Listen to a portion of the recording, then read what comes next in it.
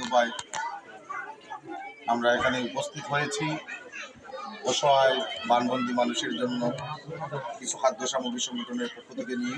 আমি প্রথমেই ধন্যবাদ জানাই বাংলাদেশ কার্যকারী কমিটি টিম যারা এখানে উপস্থিত হয়েছে, সবাইকে ধন্যবাদ জানাই।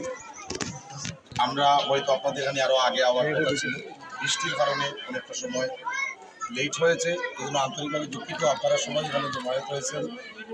আমি প্রথমে বলতে চাই, দেশ ও বিদেশ মৌলভীবাজার সংগঠনের আমাদের সম্মানিত সভাপতি জনাব খালেদ হোসাইন এবং সাধারণ সম্পাদক ইউএস প্রবাসী জনাব এমদাদ রহমান সরকারের দক্ষ নেতৃত্বে ইতিমধ্যে প্রায় 26 জন আমাদের সংগঠনের সদস্যবৃন্দ এবং এডমিনগণ এই ফান্ডে দান করেছেন। এবং একটু আগে আমার সাংগঠনিক সম্পাদক বলে গেছেন, আমরা বিগত জুন মাস পর্যন্ত এই বন্যার্থ মানুষের এই সামপুর স্কুলেও আমরা এসেছিলাম। আপনাদের জানা আছে, আমরা খাদ্য সামগ্রী বিতরণ করে গেছি।